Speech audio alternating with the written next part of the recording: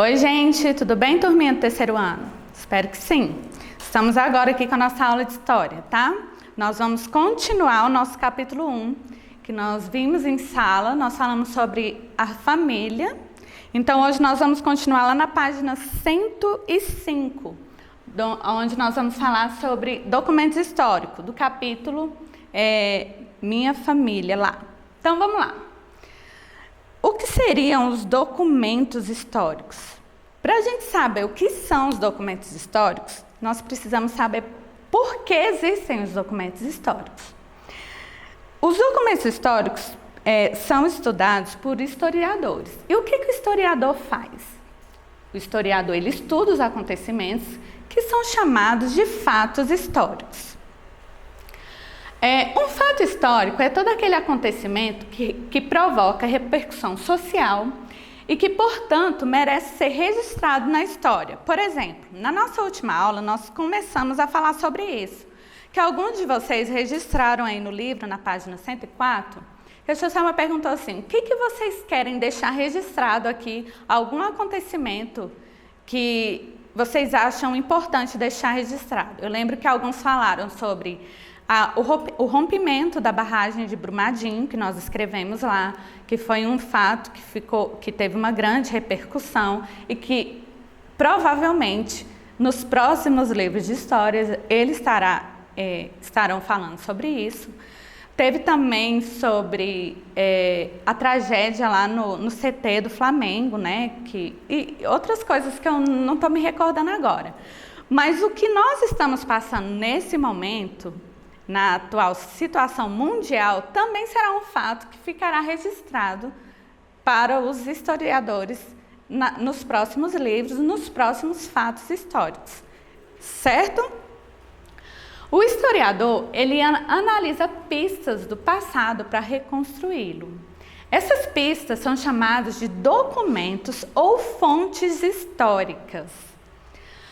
Documentos históricos. Para reconstruir a história da sua família, você pode perguntar para os seus pais, para os seus avós, e eles vão te mostrar alguns documentos ou até mesmo histórias que os mais velhos podem te contar.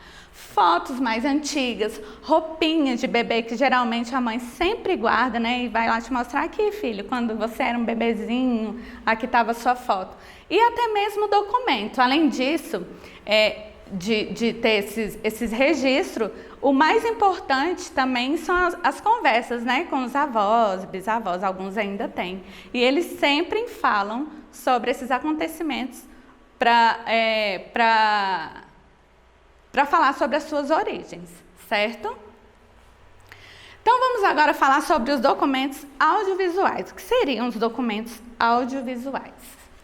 Os documentos audiovisuais são filmes, reportagens, que nos revelam um momento sobre a história. Há tempos atrás, não existia celular, né, óbvio, e nem câmera, como aproximadamente 10 anos atrás. Eles passavam filmes em projetores. Quando os repórteres saíam nas ruas para fazer algumas reportagens, eles usavam esse tipo de gravador aqui, ó, para entrevistar, né, a pessoa e ficava registrado nessas fitinhas aqui. Nessas fitas também, alguns pais de vocês vão lembrar. A gente gravava música, escutava música, gravava conversa. E também usávamos, há pouco tempo atrás, mas usávamos o CD também para ver filmes, reportagem, música, dentre outros. Hoje, essa história mais recente, hoje isso aqui já se modernizou, porque nós temos aplicativos, usam-se pendrive, isso aqui já virou documento audiovisual, que são que eles revelam? Imagens, filmes, reportagens, dentre outros. Certo? Vamos para o próximo. Documentos escritos. Os documentos escritos são muito utilizados por nós e servem como registros históricos. Na minha época, quando eu era da idade de vocês, não tinha celular. Então, como eu me comunicava com meus coleguinhas que estavam em outro lugar, em outro estado, por exemplo? A tia Selma usava isso aqui, ó. E eu acho que algum dos pais de vocês também usavam. carta. A carta foi usada por séculos e séculos como o único meio de comunicação. Só que ela demorava um pouquinho mais para a gente obter a resposta e para a gente se comunicar. Por exemplo, eu enviava uma carta hoje para uma amiga minha. Dependendo do lugar, vamos colocar mais próximo aqui de Brasília, Goiânia. Ela levaria no mínimo 1 semana ou 15 dias para minha carta chegar até lá. Aí ela chegava, minha amiga ia ler, e aí ela ia me responder e levaria mais 15 dias para eu ter essa resposta. Olha só o quanto era complicado. Hoje não, né? Hoje já tem o WhatsApp, que já é instantâneo, você já fala ali com aquela pessoa. Na mesma hora você já vê a resposta e você já interage ali. Mas não era assim não, viu, gente? Por séculos a gente se comunicava por carta, que também é um documento escrito, que muita gente guarda hoje, esse tipo de documento. Agenda, a gente se organizava por aqui, com endereço, com algumas informações pessoais. Nós usávamos a agenda. Pouquíssimas pessoas usam hoje. Também temos o jornal, que nos fala, nos fala sobre períodos e registros, os acontecimentos importantes. Hoje ainda tem alguns jornais impressos, mas é raro. As pessoas hoje, com a tecnologia, preferem aplicativos de notícia e até mesmo de jornais. Mas esses tipos de documentos aqui são os documentos escritos, certo? Vamos para o próximo. Os próximos são os documentos visuais. Quando a gente fala de visual, é de ver, beleza? Para ficar mais fácil aí para vocês entenderem. Os documentos são chamados de documentos visuais as fotografias, aquelas fotos mais antigas ou não, as pinturas, aqui está o quadro de Leonardo da Vinci, a Mona Lisa, que todo mundo conhece, e as esculturas. A tia Selma colocar essa escultura aqui, que são dos candangos lá da capital de Brasília, né? Que Brasília é o marco da arquitetura, né? Tudo aqui é bem projetado, muito lindo. Então, vamos lá. Esses são os documentos visuais. E aqui, o documento da cultura material.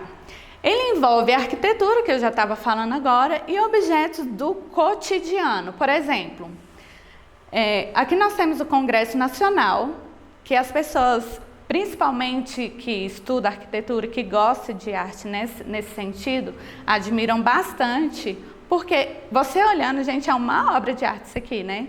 Mas aqui é o Congresso Nacional, onde estão os nossos deputados, senadores, que estão lá trabalhando por nós. E nós temos aqui também o Museu aqui de Brasília, e lá ao fundo a Catedral. São obras de arquitetura que entram aqui nos documentos da cultura material, certo? Mas nós também temos os utensílios e roupas.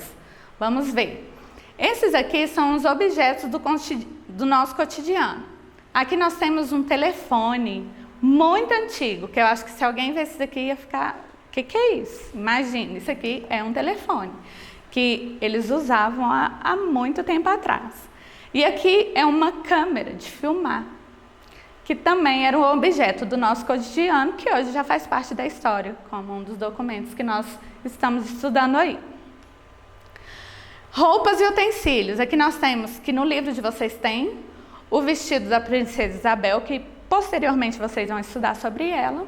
E aqui tem alguns objetos pessoais que está lá no Catetim, que foi a primeira casa do presidente aqui de Brasília, que são alguns objetos pessoais do presidente JK. Então, esses utensílios e objetos também já são os que fazem parte da nossa história. Beleza, pessoal? Então, olha só. Não se assuste com esse tanto de atividade, viu, papai e mamãe? Aqui a tia Selma colocou esse tanto de página, mas em algumas páginas, por exemplo, na 106, na 110, na 111, só tem uma questão. A maioria é leitura, por isso que a tia Selma colocou isso tudo. Mas não se assuste, por favor. São algumas questões em cada uma das páginas. Em uma ou duas delas só tem uma questão, por isso que tem isso tudo, tá bom? Espero que vocês tenham entendido. Se não entendeu, faça a leitura aí das páginas seguintes e anteriores ou volte o vídeo, beleza? Um beijo e até a próxima!